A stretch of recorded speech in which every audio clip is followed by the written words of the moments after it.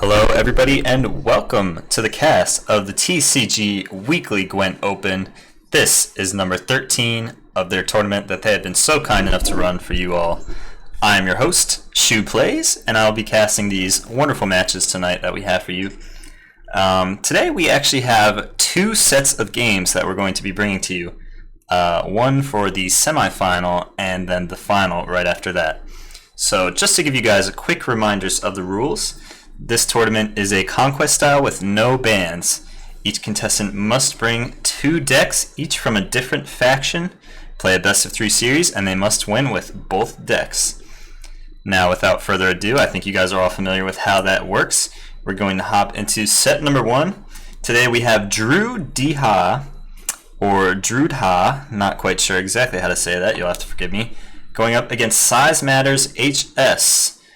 And for game 1 here, we're going to be having Crack versus Caveat. Now, with the introduction of the open beta, these two factions and these two leaders have really been at the top of the meta, so this is going to be a great game that we're going to be seeing here. So without further ado, we're going to get right into it now.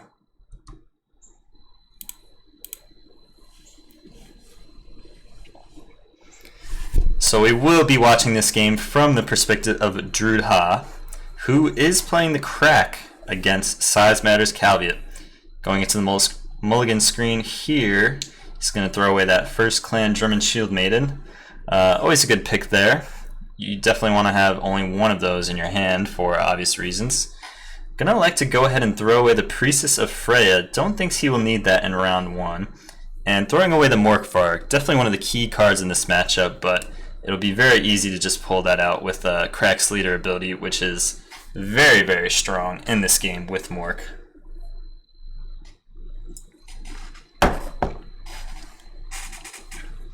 Looks like Drudha will be winning the coin flip, depending on how you look at it. Going second is a win. And it looks like Size Matters is playing a pikeman version of this deck. Due to the very versatile nature of Nilfgaard, there are tons of different ways you can build the deck, and he elected to go with the pikeman version. Definitely an excellent choice. Drudha mulling over his play, and it looks like he'll just take out the Clan Brockvar Archer, I believe is the name. Brockvar Archer. Brockvar Hunter is the name, excuse me. And that card is a bit ridiculous with its growing pace power. Being able to res that from your graveyard once it's up to, you know, double-digit strength is just an incredibly strong move. Now, I would be surprised to see Size Matters try and pull out his Caveat leader ability very soon.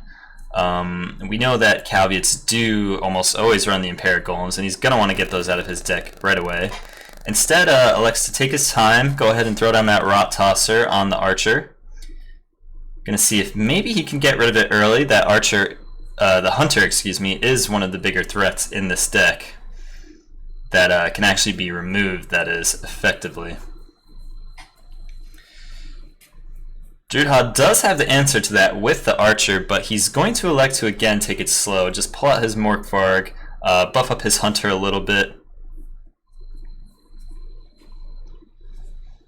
Not quite sure about the placing of that Morkvarg, especially if he's going to be pulling out the Archer. It is a little unfortunate for that to be in the middle there, if he is going to be taking out that cow with the Archer.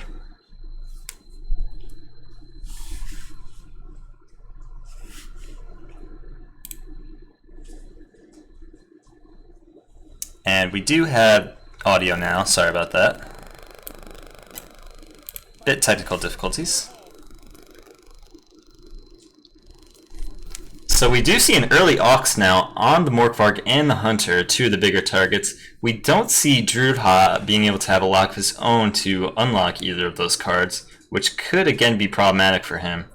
Now he does have Priestess and Sigdrifa to res those 2 cards if he so chooses in the future, but for this round they're going to be locked out of their abilities, and the Morkvarg will not be coming back next round. The Caveat does come down now. Let's see what he's going to pull from that leader ability.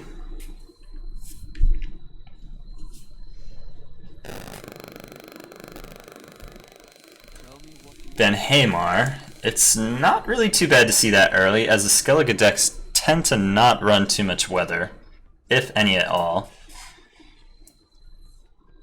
Mostly you just see golden weathers, if anything, and even then those are getting cut a lot of times. Drudha now looking to pull out his Shield Maidens. Pretty good. It gives him the lead in one play, and it also thins his deck out a little bit, which is always what you want to be doing. Mulling over which target to ping now. He's going to go for that Cow Tosser.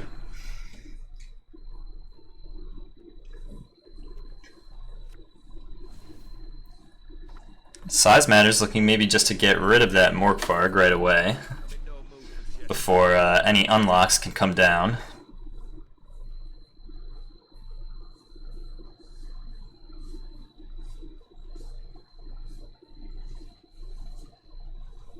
Looks like Size Matters is thumbing through the graveyard here. You can see that red outline.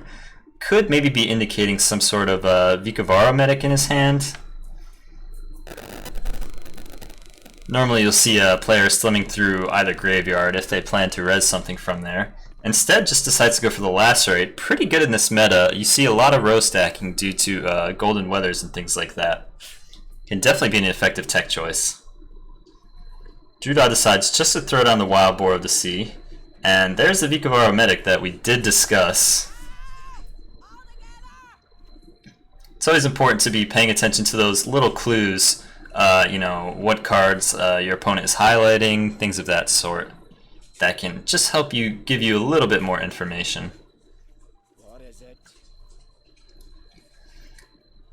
Drudha is playing down his second Hunter now, thinking about what he would prefer to ping off.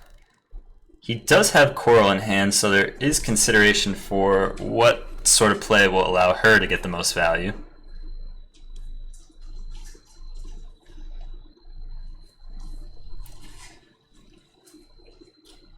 It's incredibly tight right now in the first round as the scores are tied 26 apiece, even on cards. Now, if Size Matters were to pass here, that Wild Boar of the Sea would put Drudha ahead by 1 point, buffing the base strength of that Olgierd. It is a little scary to leave that Wild Boar of the Sea unchecked, just because it does buff base strength, which means that Olgierd will be coming back stronger in the next couple rounds. He elects just a Peter, takes a fairly sizable lead, 12 points. It's going to be tough for Drudha to get over that in one card, and he decides that the tempo is not so important right now. Size Matters now pulling out his Calviet, has a choice of 3 cards that he wants to play down here. Likes to pull a Rot Tosser, could be good on the back row, 10 points if it goes unchecked, and pulling out Roach, taking a sizable lead, and Drudha is not having any of that, just likes to pass the round away. He will be going into the second round with a 1-card advantage, Olgierd coming back. The Mork is locked, so that will not be seen for the rest of the game unless we see Sigdrifa drawn to the hand.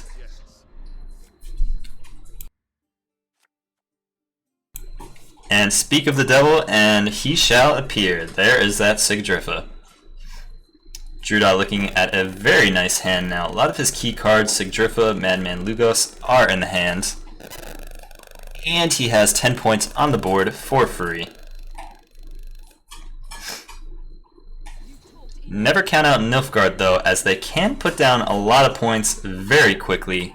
Known for being one of the best decks to have great tempo plays in the meta right now. Asiri will help him pull back card advantage, as he was down a card in this round. Now is a great time to pull out Mork, as it represents points in this round and the next. Leo Bonhart coming out in a non-reveal deck, a very interesting choice there by Size Matters. It does get him some stellar value there. It does reveal that Asire Van Anandhid in hand. That'll be very useful for pulling back Roach, Pikeman, even some other strong units that he may want for round 3. He will definitely need the strength, as 18 points of value is coming down on Druda's side. Again, basically for nothing. That is really the power of this crack deck, is the reach that is able to have with these respawning units between the rounds. Thumbing through the graveyard, we can see that he's got some powerful units there. Hunters at 9, strength and 8 apiece. Also Shieldsmiths at 7, that represents 9 points. He will just select to go for one of those. Does have the decoy in hand, can always pull out that Priest of Freya again if he so chooses.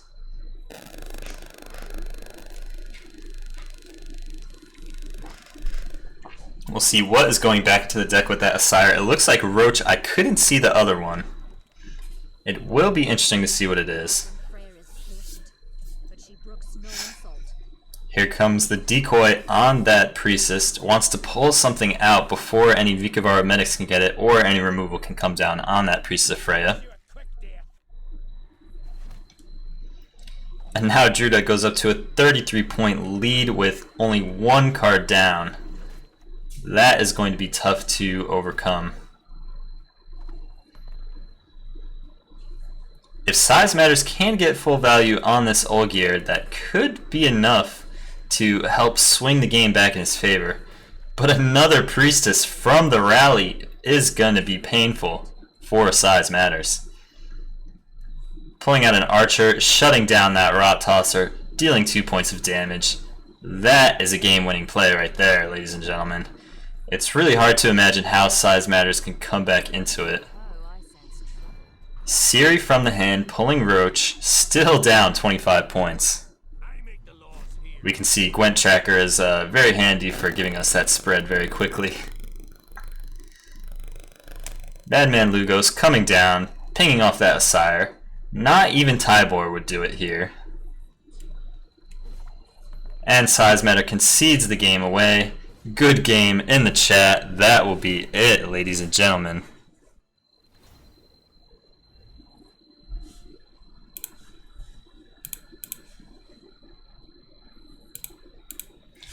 Alright, that was an excitingly close game in that first round. Size Matters was able to pull it away, take that first round, but the reach of Skellige just too much to handle, even for the mighty tempo of the Caveat decks.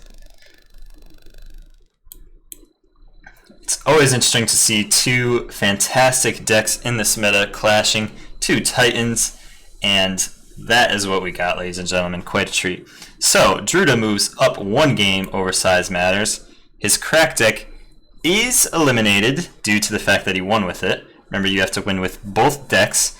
So now he will be moving on to a Bruverhoove deck, is the second deck that he chose. We're going to see what other deck that Size Matters elects to pick. He can either switch over to his second deck or stick with his first. And we will find out what that is. So we are going to go ahead and move on to the second game of this first semifinal set right now.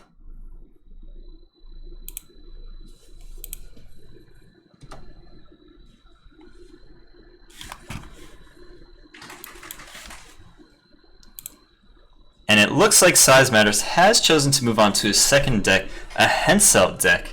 Northern Realms, kind of so far in the meta, has been the black sheep.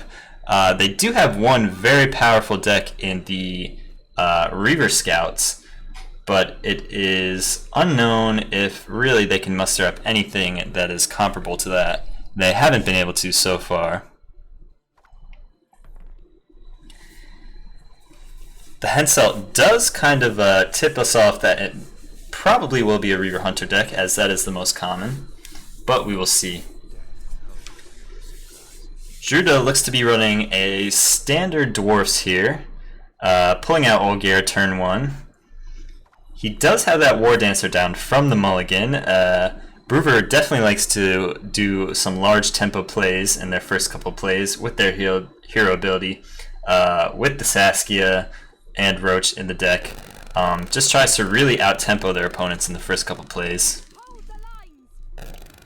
We will be seeing that hero ability coming down now, pulling a silver card out of the deck.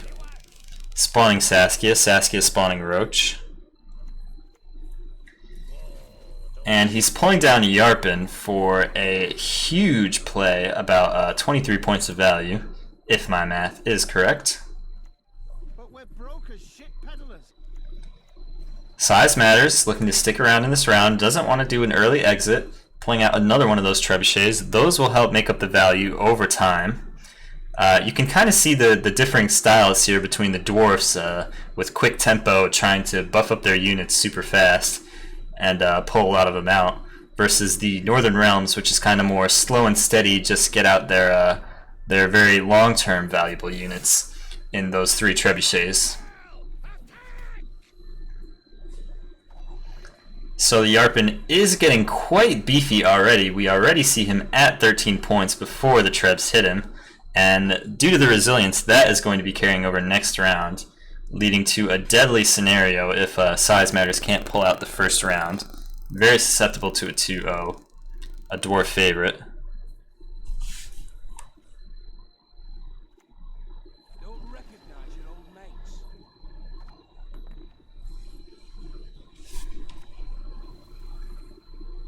Drought coming down now, very potent gold weather. Of course, as we all know in this meta, we all love gold weather. Coming down onto Size Matters Size. We'll see if he can remove that. Northern Realms does not always run the most weather clearing effects, just because they like to run Reaver Scouts and other things compared to Clear Skies.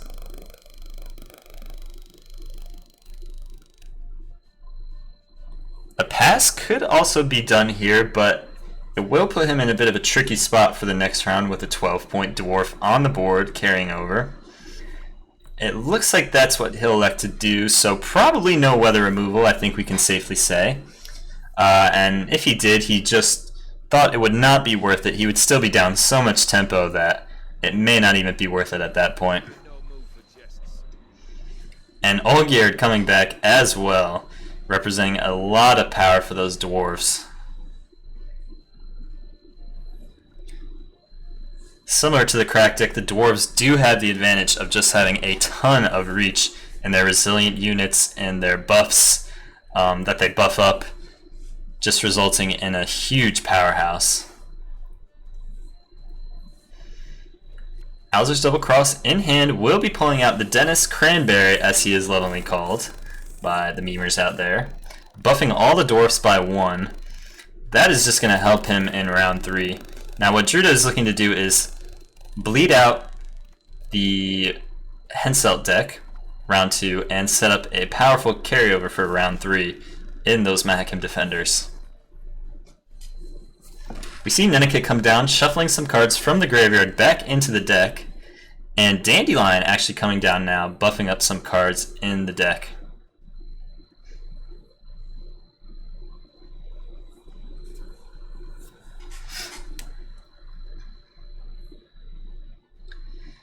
Unfortunately, we do not get to see what gets buffed there, but I can only imagine it would be the Reaver Hunters.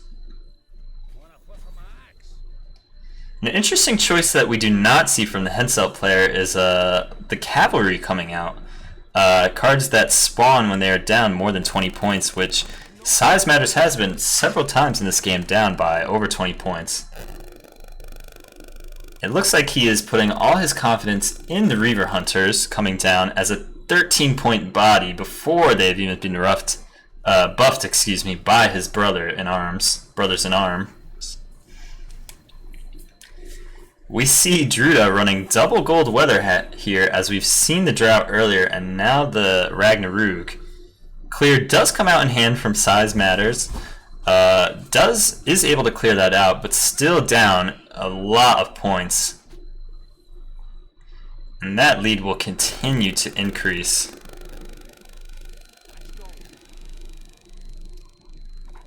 Second Reaver Hunter coming down, buffing up both of them. And a Thunderbolt Potion will be coming down on that first row, putting those Mahakam defenders to 10 along with the Dennis Cranmer. It would be dangerous at this point if Size Matters was running an Igni or even a Scorch, although a Scorch would be blocked by that Yarpin in the back. The third Reaver Hunter comes out, and just like that, the score is about even. Just goes to show you the power of those Reaver Hunters. Those cards are insane, and will be untouched in the next patch, surprisingly. We see a Field Medic come down on a Reaver of some sort. It looks like he's hovering over, throwing that back in the deck and pulling out a Trebuchet. It is a bit late in the game, maybe not the ideal pull. We'll be getting somewhat decent value, but a little bit less than a vanilla bronze. Ithlame comes down now, throwing down 2 Thunderbolt potions, buffing up those dwarves to an insanely high strength. It'll be tough for Size Matters to get out of this round unscathed, let alone the carryover from the next. We'll see if he can do it, though. There are some swing cards that can pull the game back in his favor. Pulling out that Field Medic, it looks like he wants something else besides that Trebuchet. Getting that Reaver Scout. Pulling it back on the Field Medic. This is bringing back memory of the closed beta chains with the Field Medics. Not quite as strong, though, as it's pulling from the deck. Down comes a Trebuchet. Oh man, 20 points with 1 card left in hand. Can Size Matters pull out this round? Good game, well played. It looks like he may not be able to do it. As we see the Kir Mets come down. An interesting choice. Pulling out a Thunderbolt. Not quite enough, just 2 points over. And the Dwarves take a 2-0 round in a Nailbiter. Not even 2, thanks to the Trebuchet. That was a good game, ladies and gentlemen. Wow. A 1-point round 2 with the Dwarves. I have to say, it would have been tough in round 3 for Size Matters. That doesn't mean he was out of it completely. There are some cards that may have won him, but it looks like he will go down 2-0. The Dwarves are very powerful, known for being able to 2-0, and that was a very good game. Congratulations to Size Matters, coming in 3rd or 4th, depending on how that 3rd place round finished out. The 3rd place match, that is. I unfortunately do not have that for you, so we will now be moving on to the finals here. Drudha has moved on, and we are going to see who his opponent will be. It looks like it'll be Volaquar. Hope I'm saying that right, Volaquar. Coming in for the final. So we've already seen 2 of Drudha's decks, and Volaquar, we don't know what he is going into the game with. I can tell you, however, that for set 1, Volaquar will be bringing a Bran deck, King Bran. Now, King Bran could be a couple different archetypes. It could be some sort of Morkvarg hybrid with Queensguards. It could be straight up Queensguard. It could even be a discard deck. A lot of variety in King Bran, I think. My money would be on the Queensguards, but we will have to see. Anyway, we will be starting up the first match of the TCG Weekly Gwent Open number 13 finals, coming at you right now.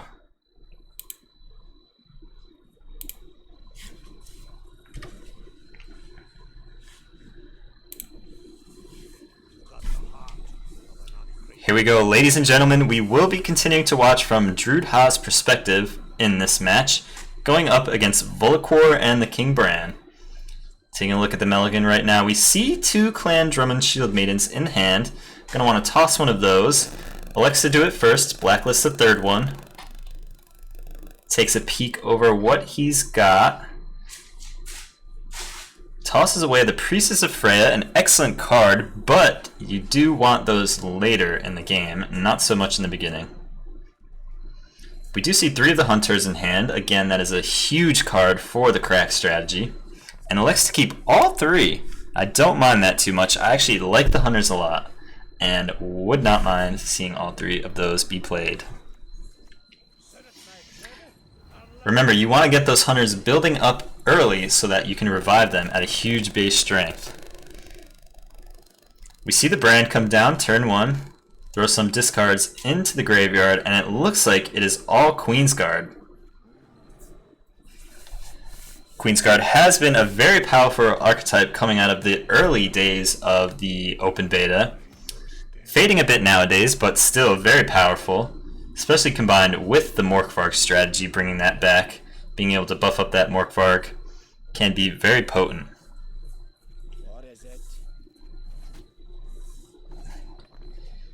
We see Druda pull down an early Hunter onto the Morkvarg. Again, gonna want to get that going very early.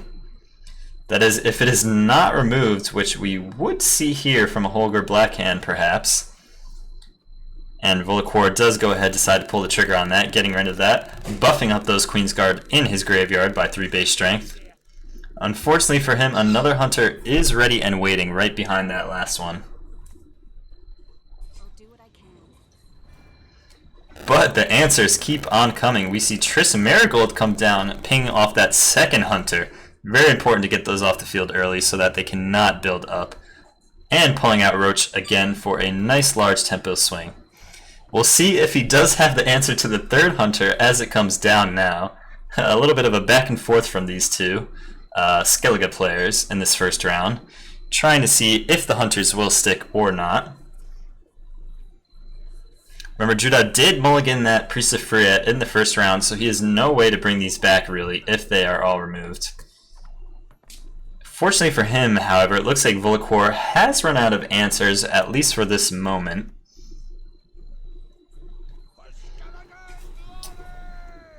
Druda's now going to pull out his Morkvarg. Want to get that out early as you can. Thin your deck a little bit. Get that Hunter buffed up by 1 due to the crack injuring the card that it pulls out. We see Clan Heyman Scald coming out, buffing up that back row a little bit, giving Volacor the tempo. We see Druda play down a quick Wild Boar of the Sea, wants to start beefing that Morkvarg up. Not that Morkvarg isn't beefy enough already to begin with, but the bigger the better, am I right?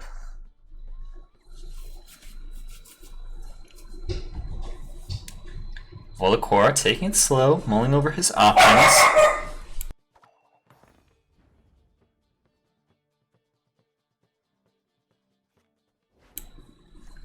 We've seen Alzur's Double Cross pulling out that Olgierd. Again, want to get that out early. The carryover value is incredibly valuable in this match. In all matches with Crack.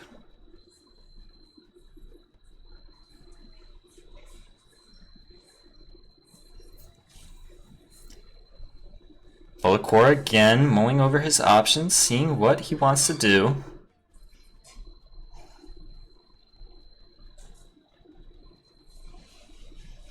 We still have yet to see a revive on those Queensguard. You usually want to be saving that for the second and third rounds, whether it's a Priest of Freya or a Sigdrifa. Queensguards in general don't really mind passing the first round over so much, as they do have so much value in later rounds with those Queensguards, but he will pull them out now. Each one of those cards getting hit by the Savage Bear, but still enough to bring him 7 points ahead after that Wild Boar goes off. Morkvarg is getting stronger and stronger as each turn passes by. The Wild Boar and the Shieldsmith coming down. Druda maybe wanted to get a little a rage out there, perhaps. Maybe thought he made a mistake, 1 point down. Volacor could pass here, and he would force a tie round, either forcing Druda to use an extra card or go into the final round tied up.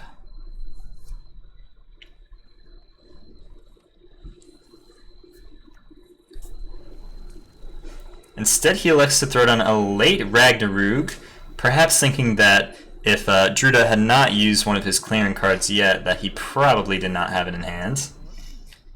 Druda pulling down a quick Koro real quick, going to be damaging all the units on that front row by half their strength. Coral, still a very powerful card, even though she did receive a slight nerf, you could consider it, coming into the open beta. Still very, very powerful as a late round threat. Able to pull Drudha into the lead for now. Siri coming down, giving Volacor the lead after that Ragnarok. Now, Drudha does have a bit of a difficult decision to make. He could pass now and give Volacor the round, down one card without Siri returning to hand. Or he could play another card and allow himself to win, but allowing himself to go down in cards as a Siri would be returned to the hand. He elects to pass. He does have to contend with that Ragnarok going off for 3 points a turn. And he decides that if he played one of his other 2 cards in hand, it would be going off for more damage per turn because they are in rows other than the melee row. So he decides to just go ahead and pass that over. He does have a bit more carryover than Volacor does, able to buff up his Morkvarg and keep his Olgierd in the game. You can really see how potent that Wild Boar of the Sea is, not only giving you value in the round itself that you play it, but also carryover value if you put it on a good target. We see an early Priestess come down, pulling out a Savage Bear, perhaps trying to deny some plays from Drudha in case he does have Priestess in hand, which we do see 2 of them. Could be a very good play now, since we see that Drudha does have a bit of a hard time removing that.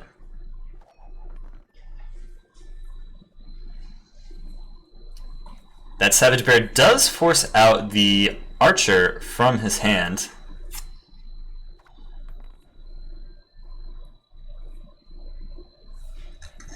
Now again, an interesting decision for Drudha to make. He could call Volacor's bluff, passing if he thinks the last card in his hand gives him less than 7 value.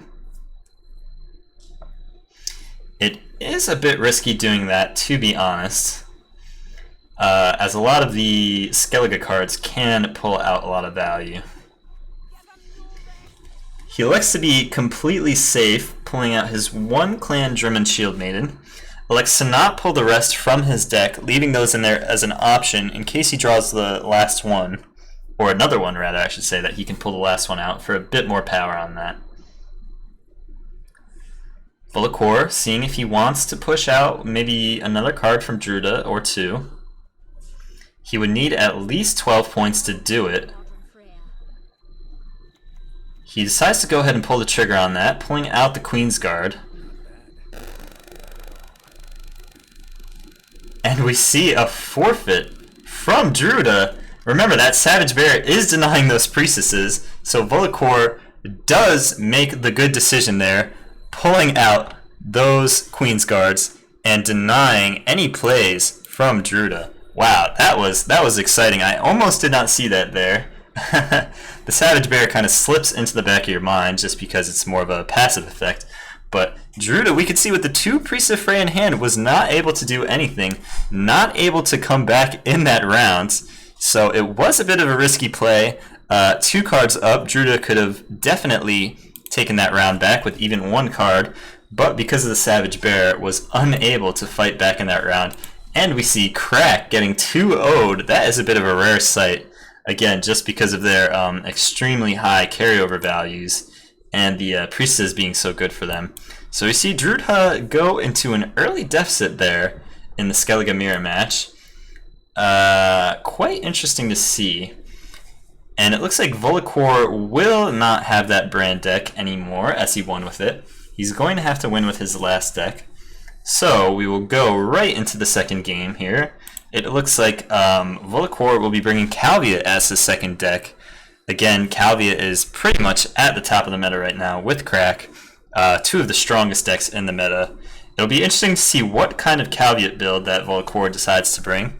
One of the strengths of Nilfgaard and why they're so powerful is that there is a large variety of different archetypes you can run, different tech choices. So again, it'll be interesting to see that. But without further ado, we will hop into the second match of the finals here.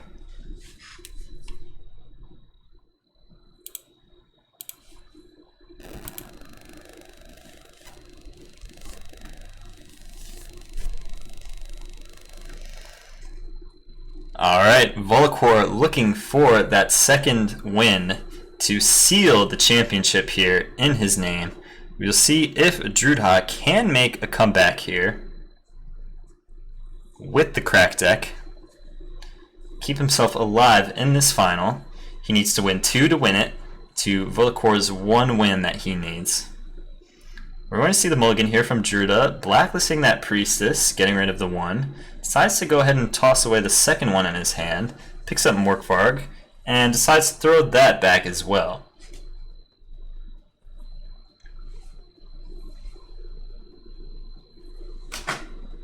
Volacor taking a bit longer on his mulligan. So we see now from Drudha hand that he has 3 golds in the hand. That's definitely what you want to see as any faction, any player.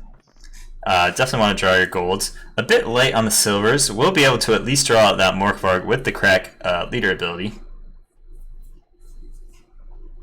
And as for bronzes, he looks to be doing pretty solid. That blood-curdling roar is excellent against Nilfgaard, swallowing up those cow carcasses that they like to toss around, giving herself 12 strength and denying any removal that that cow carcass would have given them. And speak of the devil, and he shall appear. Again, I'm just, calling it as I see it. And here they go, the cow carcass. I would be surprised if we did not see that get removed.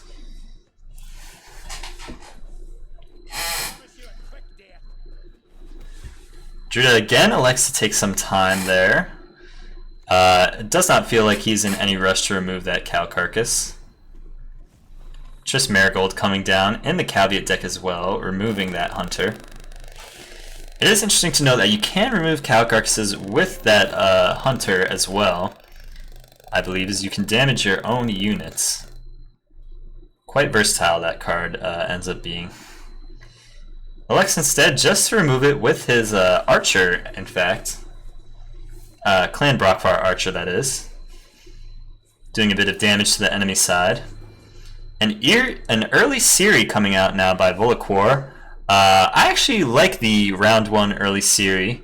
As long as you're doing that play with tempo, it forces the opponent to always have to do a play which puts them ahead in power. Otherwise, the other player can pass with the Siri and end up getting a 2-card advantage, just due to the nature of how the Siri returns to your hand upon a loss. Definitely we'll have to be aware of that Siri and of that possibility to go down 2 or more cards. Drudha will have to keep his eye out for that. We see the caveat leader ability now. We only saw 1 Impera Golem. That is a bit strange. I'm not sure if he's only running 1, if he maybe his mulligan did not go exactly as planned and he has a couple of those in hand. We will have to see, but that is very bizarre. You don't usually see just 1 of those. We'll have to wait and see why that is coming up now. Drudha, however, does have a various bunch of options in his hand. Can pull out the Olgierd, can try and start buffing up that Morkvarg with Shieldsmiths. Unfortunately, doesn't have any wild boar in his hand. And we also saw from previous games that he's not running light longships, which is fairly common in Skelligelis nowadays.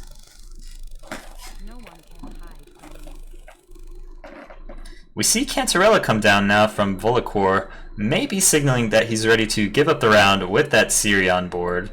Try and go up a number of cards over Drudha. Again, it is dangerous as Nilfgaard can very easily pull the game back tempo-wise, just because they have such explosive plays that can put such high power values on the board in very little cards. It is a bit difficult for Drudha to do. He is down 1 card right now. He could decide to pass it over. He could also keep playing if he thinks Volacor might want to push it a bit further. And it looks like he'll just pass it over. He is a bit worried of going down multiple cards, it seems. We'll see if Volacor will want to strike and take the round even on cards. If he has an 11-point play, he would be able to do that. He may decide that it's worth it, but instead decides to go ahead, pass, give Skellige the first round, and go up 2 cards with that Seer returning in hand. That can be a bit tricky, as Skellige does have a lot of carryover value in their game plan, their game strategy. We'll have to see how that pans out for Volquar.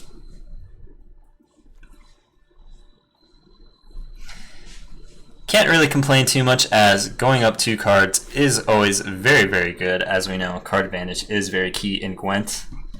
Maybe not so much after the closed beta, but still very, very important. An early Cynthia now, revealing that Madman Lugos in the hand, giving him an 11-point play, good tempo, and also giving him some information about what Druda may be trying to do. Cynthia is definitely an interesting card. I love the rework that they did with that. Volquar now throwing down a Rot Tosser, trying to get rid of one of those cards on the melee row, get himself a bit of points. But it is going to end up giving Druda value, as he is able to eat that with that Blood Curdling Roar. Like I said, excellent for eating up those cows and giving yourself a ton of tempo to do it. We'll see how Volquar responds now, as he is in a bit of a hole. He does have card advantage, so if he needs to use a few extra cards to claw back into this round, that would not be the worst for him. Gets out that Imperial Brigade, sets it at 8 strength. That will only be building up most certainly, as we will probably be seeing more spies coming down from the Nilfgaard. Madman Lugos does come out, seeing if he can remove something. Unfortunately, nothing is big enough to ping down that Impera Brigade. Would be nice to deny that from growing any further, but he still does get 13 points of value with that Madman Lugos, discarding a card, thinning out his deck, setting up his graveyard to be more favorable. Definitely a good play. Madman Lugos, again, I love that rework as well. Love what they did with that, coming into open beta. We see the second Impera Brigade coming down, and oh no, the Igni is in hand for Druda. Instantly will snap play that onto the board, burning those Impera Brigades, setting him over 40 points down in the round. It will be tough to come back. Luckily, the third one was not on the field, or that would have been an even bigger deficit. We can't count Nilfgaard out quite yet. Like I said, they do have tons of high tempo plays, and with 2 cards in hand, it is definitely possible to make up that deficit. It looks like Druda will be pushing it to the brink here in this round, playing out most, if not all, of his hand. Remember, the Skellige player does have a ton of carryover value. Interestingly enough, decides to put 1 point of damage onto his Morkvarg, buffing up that Hunter a little bit.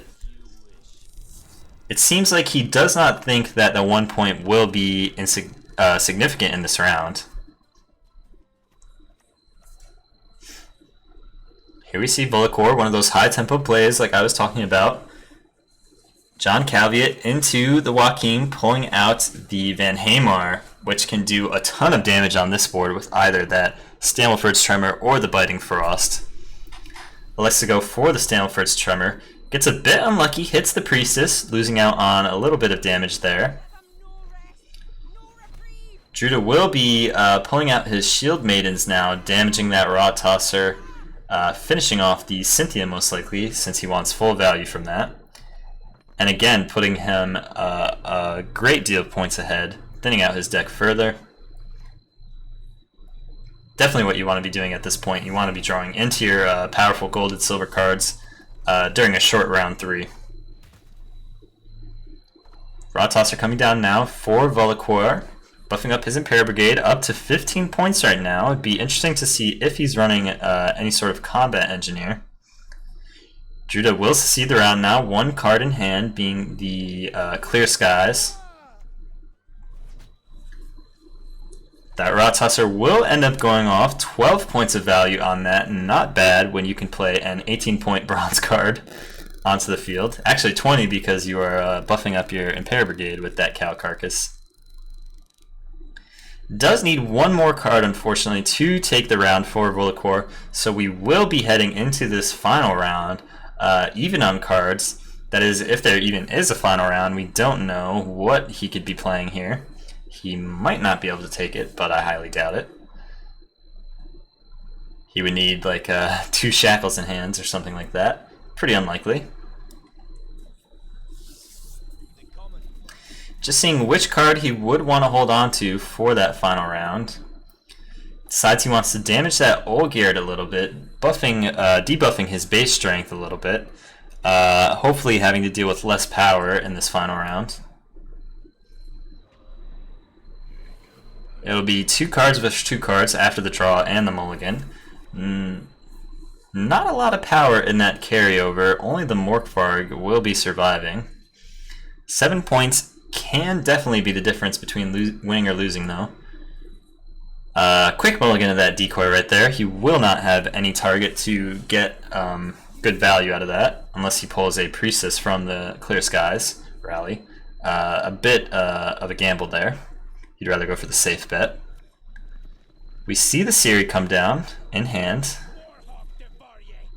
No target for that Hunter. Unfortunately, it has to damage his own Morkvarg. A little bit of an angry emote there.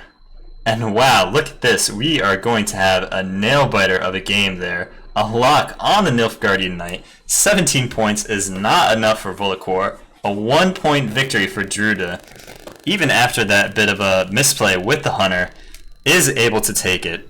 An excellent, excellent game there from the 2 powerhouse factions in the game right now. Crack taking it over Calviet with a 1-point victory in round 3. So we can see there those 7 points from Morkvarg definitely helped out. Quite the nail-biter there. Alright, ladies and gentlemen, so we are all tied up 1 game apiece for the finals of your TCG Weekly Gwent Open number 13. Druida will be going into this final game with his second deck, the Bruverhoop deck. Volacor, we've already seen the Calviet, we know it's powerful, but the dwarves are formidable. We can't count them out. They are very capable of 2-0ing, especially the high tempo of the Calviet. Dwarves can keep up with the high tempo of them, not too difficultly. And they will definitely be putting up a good fight against the Calviet, what many are considering to be the top dog in the meta. So again, we will be playing this final match. This is for the championship of the TCG Weekly Open. We will be going ahead and setting up the last match right now. We've had a bunch of very close, very exciting games, so I'm hoping, these 2 factions very capable of pulling out a 2-0. I'm hoping that we can see another nail-biter down. It is always exciting to see these close games coming down to the wire, coming down to a couple points, sometimes even just 1, being the difference between winning and losing. So here we go, ladies and gentlemen, we are ready. The final game, the 3rd match, tied 1-1 in this best of 3 of this, the final round, to declare the champion of the TCG Weekly Gwent Open number 13. We have Druida with Bruverhoog against Volacor with his Calviet deck. Let's find out who wins.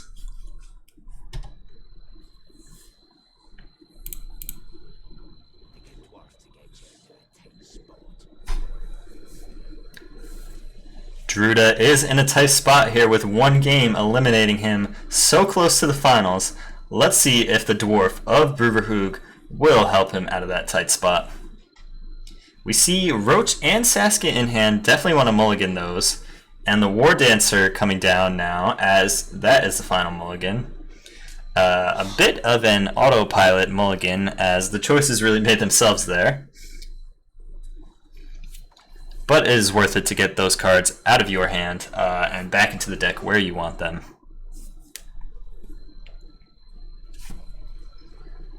We see Volacor going first in this match. winning the coin flip, if you would consider that a win, and go ahead and decides to throw down Cynthia, see what's in Druda's hand, see what he might be running. We see the Dennis Cranmer getting revealed there and playing right away.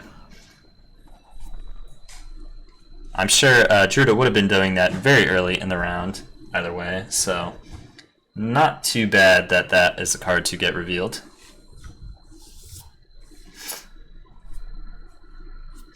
You definitely want to get that Dennis Cranmer down early, buff up your dwarves, carry that point over throughout the round.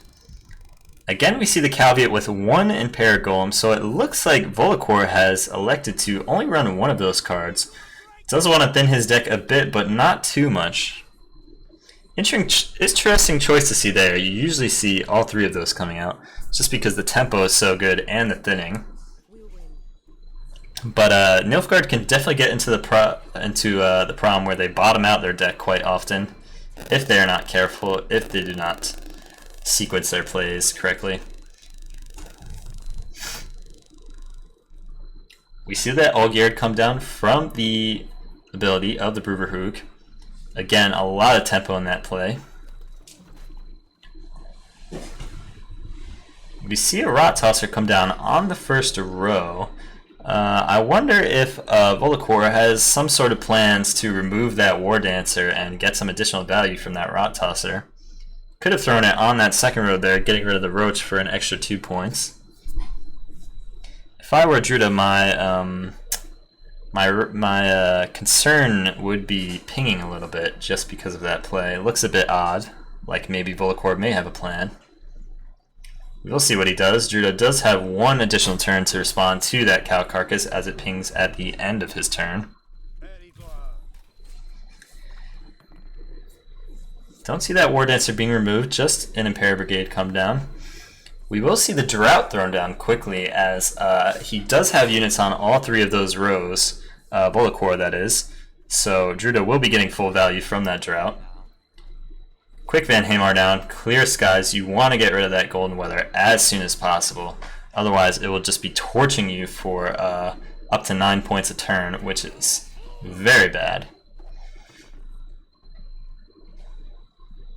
Active Defender comes down now, building up his resilient units for the next round. Those are great cards. You can put value into multiple rounds, force your opponents into some odd situations where they may not be able to pass this round if they know they're going to be staring down multiple double-digit point strength for free coming down in the second round, that is.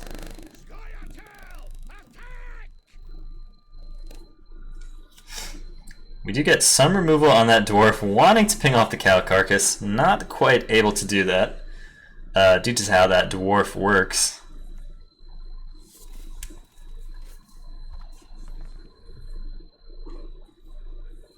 Looks like it ends up working out a bit for Volacor. Does end up staggering those brigades. We did see him get Ignied last round with the 2 brigades.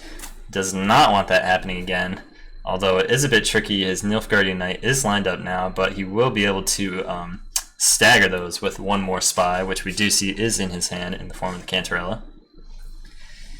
No Igni in the Dwarf deck, fortunately for Volacor, so he will just be going ahead and buffing his Dwarf, trying to get that out of the range of the Cow Carcass. I like that play there. The Dwarf represents multiple turns worth of value. Multiple rounds, rather, excuse me. So you do want to protect that. And Olgierd coming back, dying, is not the biggest deal due to the fact that he comes back anyway in the next round. So catching up with the action a bit here, we see another one of those Dwarven warriors come down. I know that is not the name, but I can't remember the name right now. I believe it's Skirmisher. Dealing a bit of value to that Imperial Brigade. We see the Cantarella in hand, so Druda is fairly confident that Volacor may have to take an early exit in this round than he wants to, if he can't muster up the power.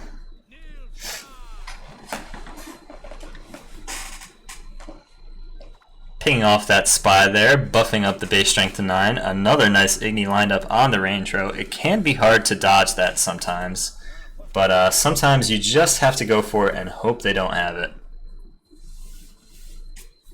Another dwarf coming down, so it will be important for Volacor to win this round. He risks getting 2-0'd if he does not win. We can see the Cantarella in hand, so that will definitely be a bit difficult for him. Just Marigold coming down now, removing some of the value from one of these resilient dwarfs. Will be the play. I can almost guarantee it. Just mulling over which one he wants to ping down. Pulling out Roach, so it does look like he may have enough power. From his perspective, that is. Unfortunately, the Ithlinate will come down, putting down 24 points of value from 2 Thunderbolts, buffing up those resilient dwarves. It will be tough for Volacor to come back from this, I'm sure.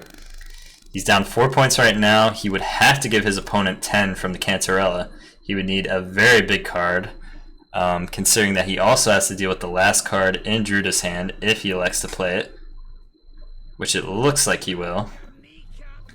He smells blood in the water, going for that 2-0. Let's see if he can pull this first round out right now. Peter would be definitely very bad for him, but it looks like Volacor is forced to pass the round over. Definitely not what he wants to do when he knows that 3 very powerful dwarves are coming down. Olgierd coming back will have over 40 points of value, an insane amount of value.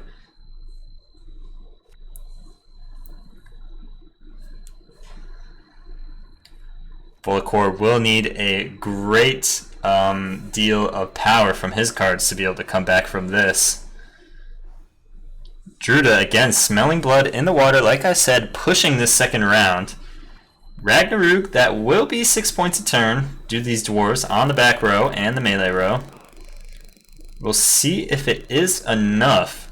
Still down 60 plus points of power, 70 points of strength.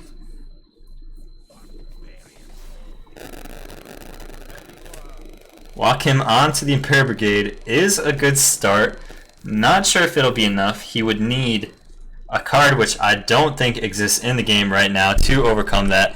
And that is it, ladies and gentlemen. Druida is your champion of the TCG Weekly Open for Gwent, number 13.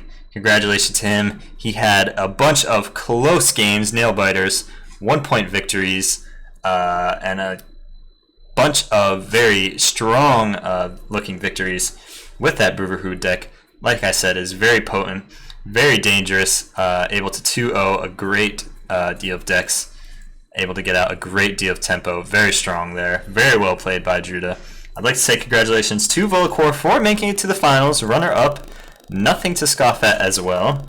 Brought it down to the brink there against Druida, was 1 point short of 2-0ing him, unfortunately, in that second round. Very well fought, very well fought. I'd like to say thank you for everyone coming out to the TCG Weekly Gwent Opens. They're running almost every week. If you would like to participate, I would say check out TCG Weekly, TCG eSports, their site, and sign up for those. It doesn't cost you anything, and it is a lot of fun. For all the viewers out there watching this cast live and from the video posted by TCG Weekly, I'd like to say thank you for watching. Thank you for tuning in. My name is ShoePlays. You can check me out at my Twitch channel, twitch.tv/ShoePlays, streaming 4 nights a week, Gwent. And that is all that we have for tonight. Tune in next week for the next TCG Weekly Gwent Open, which I will again be casting. And we're going to have another great round of games for you. So thank you all. I hope you enjoyed, and tune in next time.